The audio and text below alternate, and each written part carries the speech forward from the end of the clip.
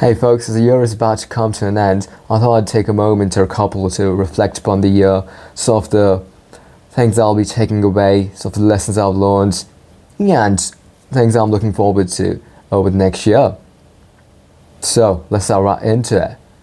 Before I do, just want to remark upon this incredible conversation I just had with someone who loves what we're doing, and they want to get involved very soon in a major way.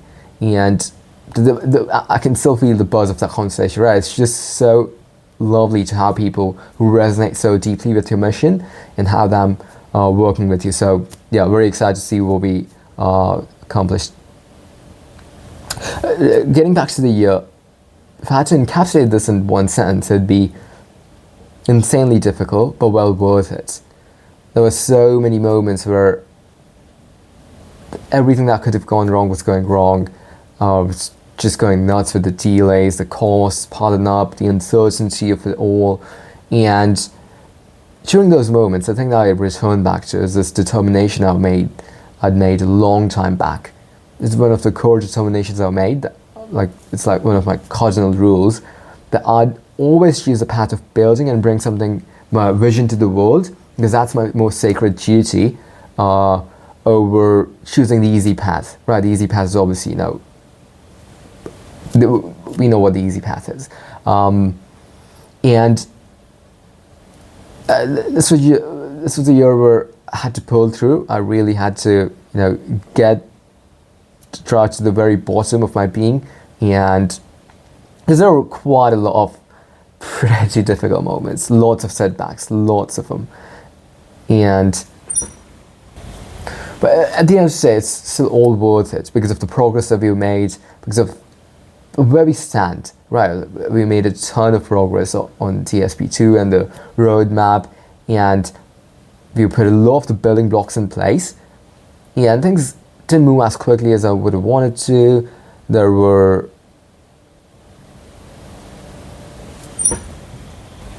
some regrets, but right now I'm focused on the now, right? Where exactly are we?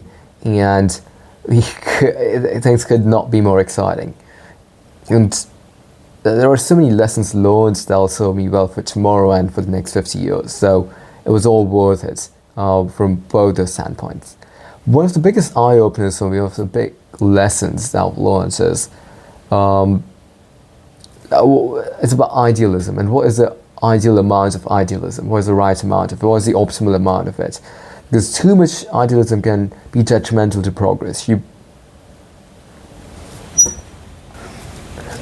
And one of the risks of building the kind of thing that we're building is that you get so caught up, and it's fine, right? You obviously do want to internalize that too, but you get so caught up in the world that your products could be seeding that you almost transport yourself and transport your mindset into that new world, forgetting that this world, right, with its constraints and its realities, is where you're building. And it also kind of dampens the edge, dampens the intensity, dampens the urgency of the moment, right? Because it just feels, the thing that you're building just feels so beautiful almost, that pushing it through with urgency and with absolute maniacal intensity feels wrong on some level. And that feeling is the wrong feeling to have, is the biggest lesson I learned. If you want to win, ruthless pragmatism and just pushing through with single-mindedness, right? Brutal single-mindedness. That's the only way to be able to get something of that sort built out there in the world, and in the hands of, hopefully, millions of people. The couple of direct implications of this, I think about this idealism was one, only the paranoid survive, right? You've got to expect that everything that can fail will fail. And the other big lesson was kind of connected to this, right? Operate on the basis of the worst case scenario actualizing in every single scenario, every single moment. Because if you operate on that basis, you're in a win-win situation. If things do go wrong, then you're well prepared for it. If they don't go wrong, then you don't need to worry about it. On a personal level, this year has taken a lot out of me. I was in this weird state of mind. One part of this one stage was full of excitement at what we are building and euphoria at the emotional states that we'll be creating for people. And just this all around deep level of conviction. On the other hand, I would feel this feeling of effortness, right?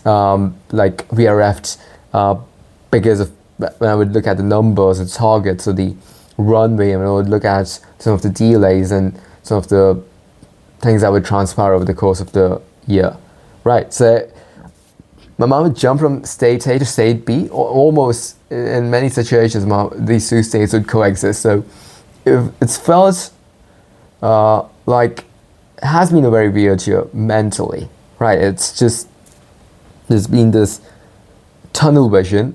I actually haven't done a single fun thing this year, because there was every single second and ounce of my energy to this. And I want to talk about the cost to my, you got to pay the cost, right? You got to pay the cost. I'm kind of, despite everything, right, I'm still grateful for a couple of reasons. One is that there's just the building process, right? Just the ideation process and bringing it to life, all of that's super fun and meaningful at a deep level, because I know this is something I'm going to be working on, and it's something that I'll be serving people with for the next 50 years of my life. And so this thing that I built, this is the first thing I built that I know is going to be a part of my life and a part of, hopefully, tens of thousands of people, millions of people's lives for decades to come, right? So there's this deep satisfaction in that knowledge. It's also, again, a lot of fun to build. One of the big meta lessons I've learned in this year is being comfortable with paradoxes. And one of the big paradoxes to internalize is that you got to have a deep level of conviction, right? Like, you can't do anything without that. You got to be able to believe that what you're doing can actually make a dent, right? Can actually shift timelines. At least at the level at which I build, I couldn't build something for to just make 10 million, 100 million, whatever, right? It's not about the money. It's about what can we do to counterfactually change the world. If we didn't exist, because we do, what is the difference maker, right? So that's the question which has driven a lot of the creative efforts of my life. And this being the most important one that I embarked on, this and LNT being the two most important ones that I embarked on. So on the one hand, you got to have that deep level of conviction. On the other hand, you also got to be your worst critic or your best critic. You got to be able to know every single way that your business, your product can fail, every single hole in your business plan, every single attack vector against your company, right? What can Samsung do tomorrow to just basically kill you, right? What can another company do to just kill you, right? You got to be able to, and you can't let your ego come in the way of looking at these facts in their full glory, because your ego will try to tell you that what you built is unique simply because it's your efforts and your blood, sweat, and tears that have gone into it, right? But you can't listen to that. You got to be able to look at the brutal reality. Product, the fact that it's you build this does not matter one bit. What matters is, does it solve a real need? Forget about need, unlike that framing as such. Does it bring something that can improve people's lives radically, right? Is it 10x better? Is it 100x better? Or is it a revolutionary product, right? Because nothing of the sort does exist in the world. So what is the counterfactual impact? If you didn't exist, how would people feel, right? And yeah, so that's one very important thing. Like, have that conviction, but also be your worst critic and pound yourself with questions and with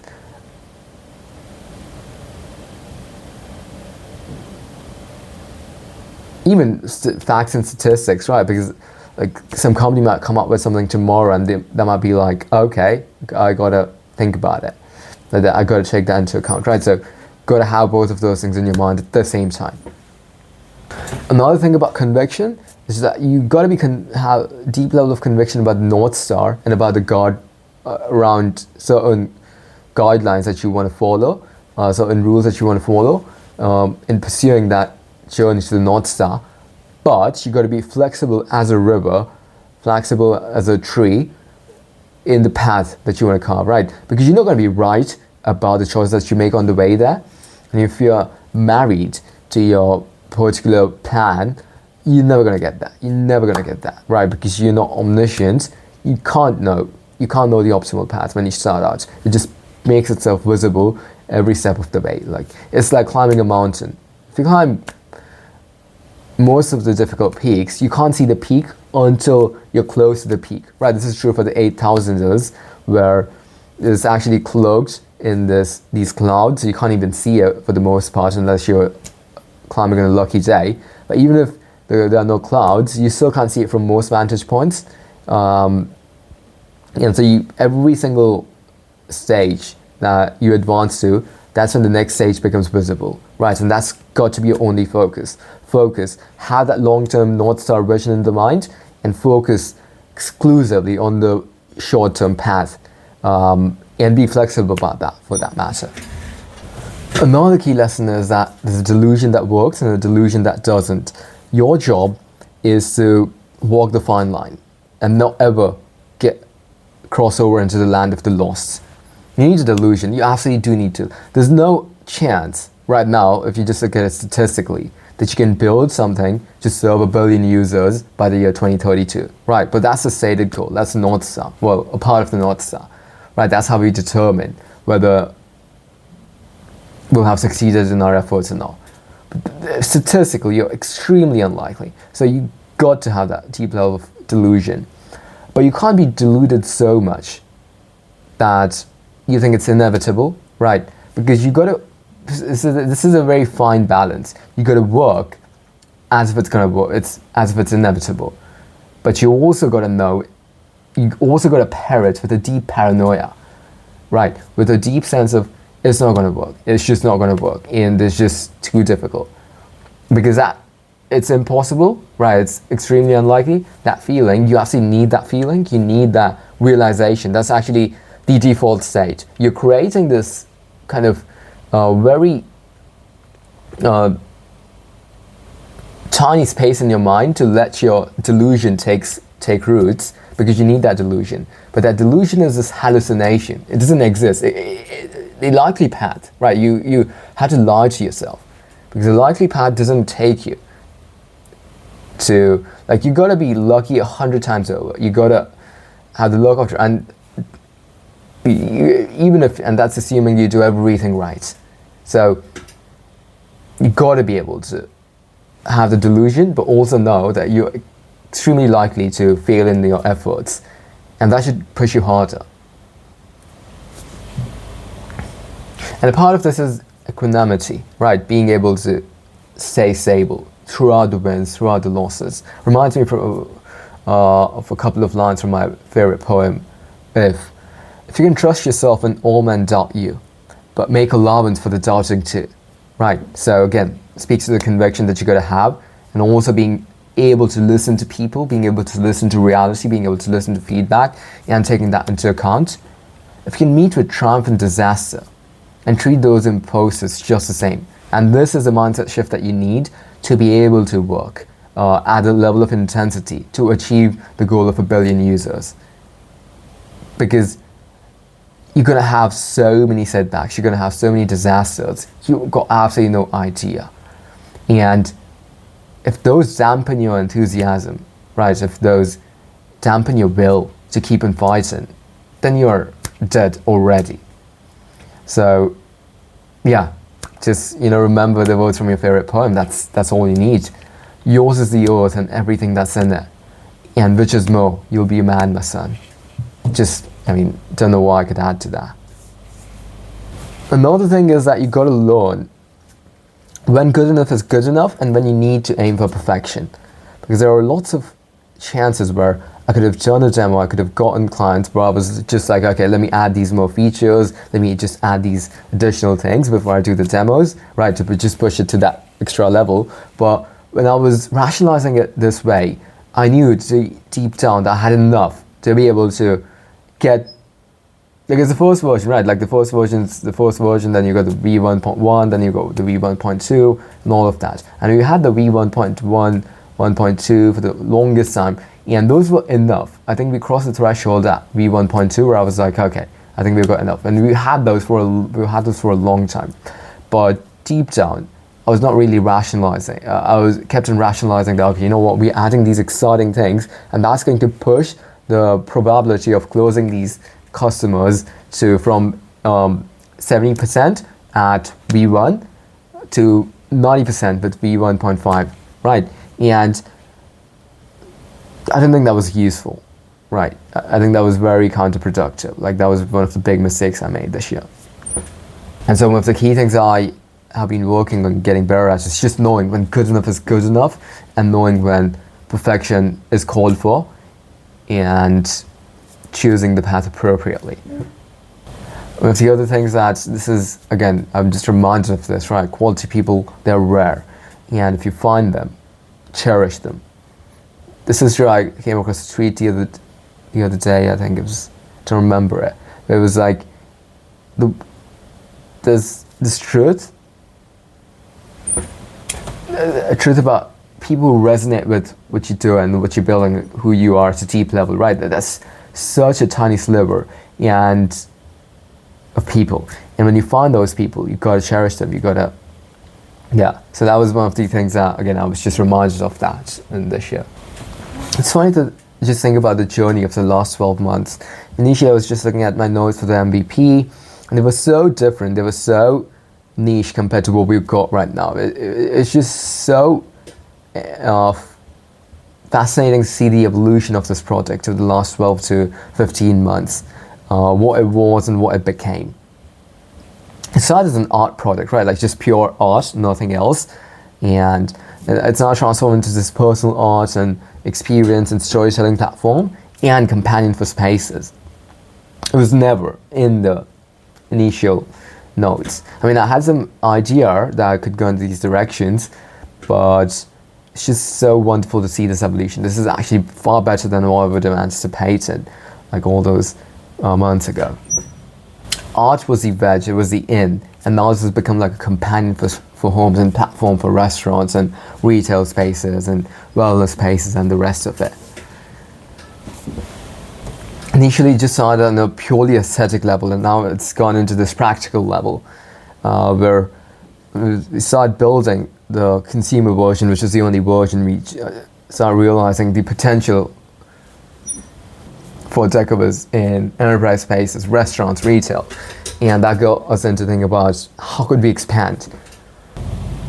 The core insight that we had was how so many of the use cases, or rather features that we have built, could be repurposed with some addition to serve customers, for restaurant customers, retail customers, etc. And being able to create the very kinds of experiences that we wanted to create for our consumers, for our home owners, families, couples, people. What if you could create those kinds of experiences or adjacent to those experiences which are relevant in those spaces? And that was the insight, and that got us into building the enterprise platform. And it's been absolutely amazing to see the custom features and use cases take shape for the enterprise customers. Our vision with the home companion platform is for Visit to grow with people, grow with their families, grow with them, and add dashes and oodles of joy and wonder and delight to their homes and their lives. We understand that AI-powered personal art might not be everyone's cup of tea.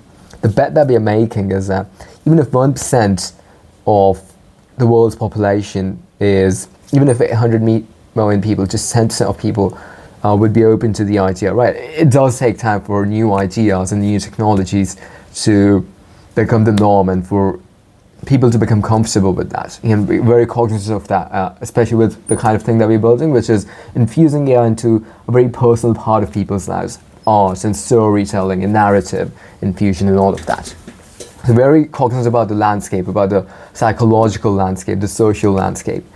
The bet that we're making is that the circle of people who, even if we start with 800 million people being open to it, and even if 1% of people become our customers, that's a pretty good place to start. And over time, the bet that we've made is that more and more people are going to enter the circle, as the utility of AI, the impact of AI as space and life companion becomes undeniable. It just becomes overwhelming. Really positive, obviously. Up until now, we've had to settle for art and music and songs and movies created, not for us, but for personas. For the first time in history, we now had the power with AI to be able to create these unique experiences, these personalized experiences for people. And for us not to build that, and for us not to bring those emotional states of wonder and beauty and meaning to people's lives on the daily, that'd be a tragedy. And when I take the longer term view, there are two things that we want to accomplish at the meta level. One is to accelerate the future, build and bring the technologies of the year 2036 and 2031 to the now, and but that's inevitable, right? The march of technology is inevitable. The other thing that we want to do is make a counterfactual impact. If we didn't exist, the things that would happen wouldn't have happened. The positive impact that was created wouldn't have been created. And so we want to shift the timelines towards from the default path into something that's far more beautiful, far richer, in terms of people's experiences and in terms of reality. Reflecting back to the start of the journey, the initial approach was to build the hardware ourselves, get OLED panels, get the Wi-Fi systems, get the chips and all of that, and build the entire thing by ourselves. At that point, I didn't want to have the smart TV components in it. It was just supposed to be this pure AI-powered art frame, smart art experience. And then we started building. We did spend a good amount of capital, and we realized that, you know what, with our current capital realities, it just does not make any sense. And so we decided to go down into the using OEMs as our manufacturing partners and building on top of existing smart TV platforms, which was a great move in hindsight. What that did was, when I look at the market, there's the people above there's people at the top of the market that would have loved to buy the smart art, pure AI-powered smart art experiences. And we are talking of, probably 1% of the market. But because of the pricing and because of this being just pure art product, that would have also clipped the lower section of the market, where what's happened now is that we become accessible to, let's say, 5-10% of the market that would also consider this as a product to buy because of the Google TV capabilities and functionalities. They think of this as a good add-on, which justifies the having an additional thing, right? The pure AI-powered art frame might not have convinced them enough. So we've kind of given up on the 1% of the market to get this 5% of the market close to the mass market. This was a premium market that we decided to forego. I think it was a good strategic decision in hindsight. It was a necessary decision, obviously. Like, we couldn't have, build a pure AI-powered art frame with the capital that we had back then. But now that I think about it, now that we're going to have enough capital to do the DSP and all of that, do we want to build a pure AI-powered art frame experience? I think there's a case to be made to do that once we start our own manufacturing plant in the next 6 months. But we'll just have to look at a few data points to make that determination. It's also funny how this wasn't on the list of the idea. So this started working on this like 18 months back. But before I was working on this, I had this phase where I was just looking for the next thing I could devote the next 10 years of my life to. And I built up this short list of ideas. Some of them, in hindsight, they seem more moonshotish than ideas I could have pursued at that point in time because of the constraints I had. But it was not on that list. And those ideas were the ones that appealed the most to me, resonated the most to me. And so it's so funny how something that's become such a deeply intertwined part of my life, that's going to be something I'm going to work on for the next 50 years of my life, it wasn't even in the original list. And the thing to take from that is sometimes you just got to be open, right? You just got to trust the path that life takes you on. And it might only make sense in hindsight. So don't get too caught up in following the plan. And now when I think about what we have, right, the excitement and the conviction couldn't be stronger, and especially with DSP2 coming all along in the mood setting robots for enterprise and home spaces coming along, right, we could not be more excited. And we also added so many exciting features. Some people keep asking me that why are you adding these niche features? Like, how do you think about it? And it's a two-part answer, right? Part one is obviously for ourselves, like I want to add these features because that's some niche things I would love to have on the platform for myself, and I imagine that if I want to have those, there'll be at least like 5, 10, 15, 20, 100 people who might like that, right? So that's one. And the other was, we also want to cater to niche features, but for niche users. The philosophy that we have is we want to build a platform for everyone. And if we were to build a niche feature for ourselves, we should also be open to building a niche feature for someone else. So that's how we get to having a ton of features in the product. This is our version of the golden rule. Build unto others what you should build for yourself. Even if some of these features are just used by 10 people, we'd still consider that to be time well spent. After all, these people decide to be a part of our journey, become part of the Deckoviz family. So that's the least we could do. That's the way we think about the niche feature problem. Related to this is how to think about the feature standards. When is a feature good enough, and when you need to refine it further before you add it to production? So I've got some thoughts on this. I'll try to keep it short. But one way to think about the product itself is that we want the product to be a piece of art unto itself.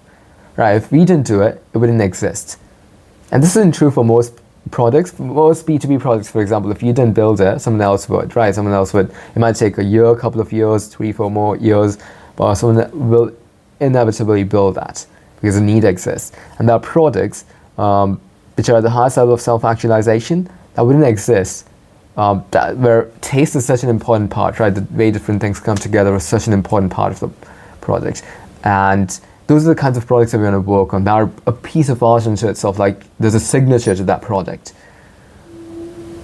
And this doesn't come from a place of ego. It comes from a place of adding something to the world that if we didn't exist, it wouldn't be there, right? Making a counterfactual positive impact to the world. Because what's going to happen is happening. People are building what they're building, right? If we didn't build that thing, someone else would. But we're going to build that stuff that wouldn't exist if we didn't build it. And monuments are like the best examples of this. And we want to have our products be like monuments. I talked a lot about paranoia being one of the preconditions for winning.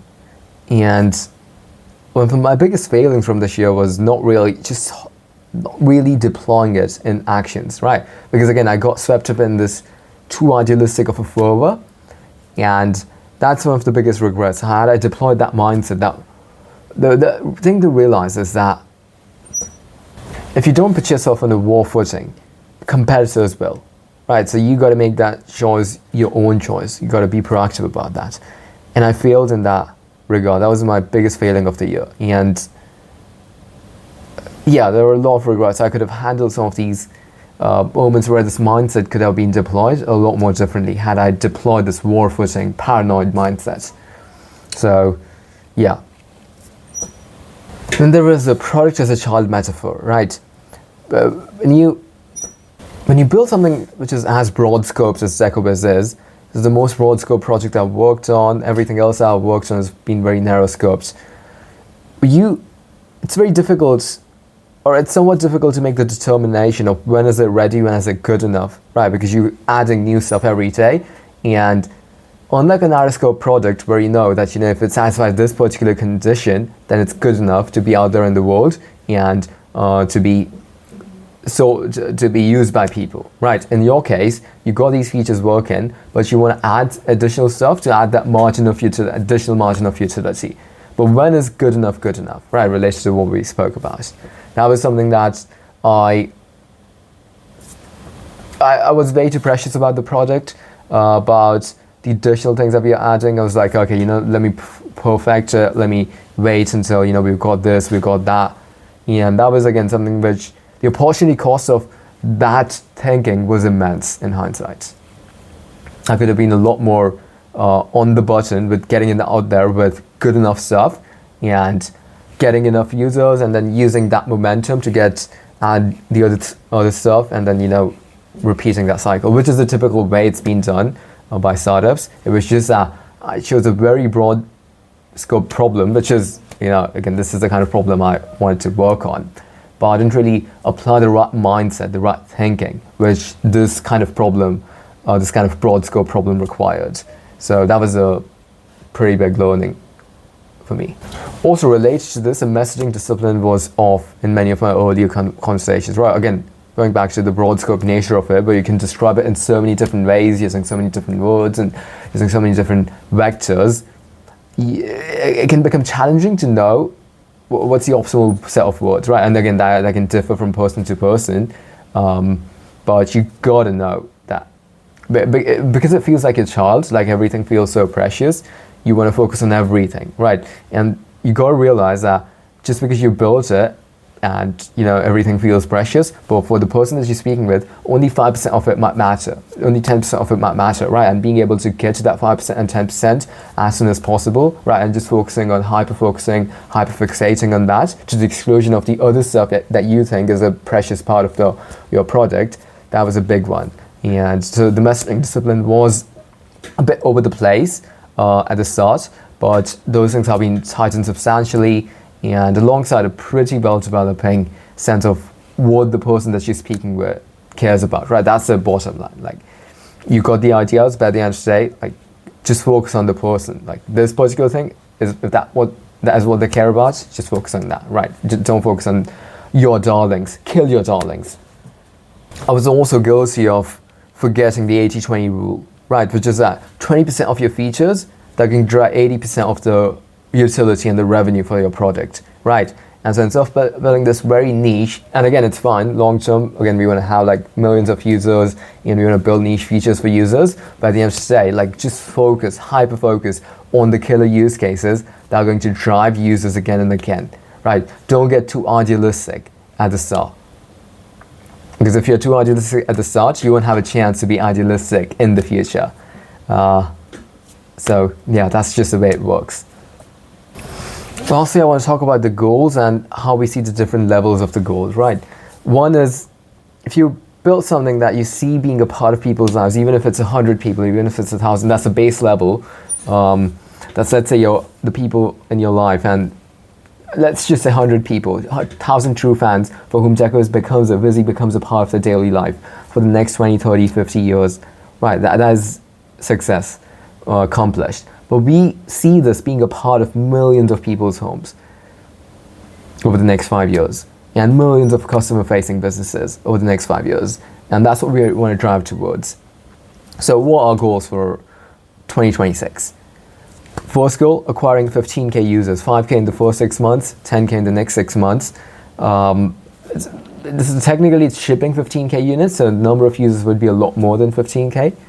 So this is the first one. Second one is improve Vizzy, its capabilities, its personality, its taste, its curation, its personalization, its predictive abilities, and make it a deeply embedded part of people's lives. Then there is launching the 2 mood-setting robots, one for home spaces, one for consumer spaces, around, don't want to set a date for that, but pretty soon, obviously in the next year, but ideally in the first half of the next year. At least launch the prototypes in the next 4 months and make it production ready not too long after. And then we also want to launch Deckoviz Studios, where we experiment with and publish human plus AI hybrid art short films. Then we want to open our first retail store, the Deckoviz Experience Store in London, where people can try out our products and experiences. The last one is to do multiple events, one in London, one in Tokyo, one in NYC, one in Dubai, one in LA, to community events and to stake out locations for our enterprise experience stores in all of these locations. The last one, this is more of a reach goal, this is a moonshot, is this will take some doing if it happens, so I don't expect it to happen this year. but it's to launch the secret project that we've been working on, and that we nicknamed Pure Magic. That is, I can't really reveal anything about that, but that's just, yeah, something else. I feel immensely grateful for the team and for the hard work everyone's put in, and for the progress that we've made. We've just added so the stuff that we've been working on and the stuff that we already got working, right? So it just makes me, yeah, makes me feel that everything that I've sacrificed, everything that everyone's worked hard on has been well worth it. I feel incredibly grateful for the amazing conversations I've had throughout the year, and for the amazing progress that we've been making on the roadmap beyond the DSP one on the software side. They'll send us in goods as we start the hardware production in a few months, to make for a very exciting, a very lively, a very explosive 2026. The conviction and the excitement have never been higher. I can't wait to see what 2026 brings. Thanks for the time. Bye-bye.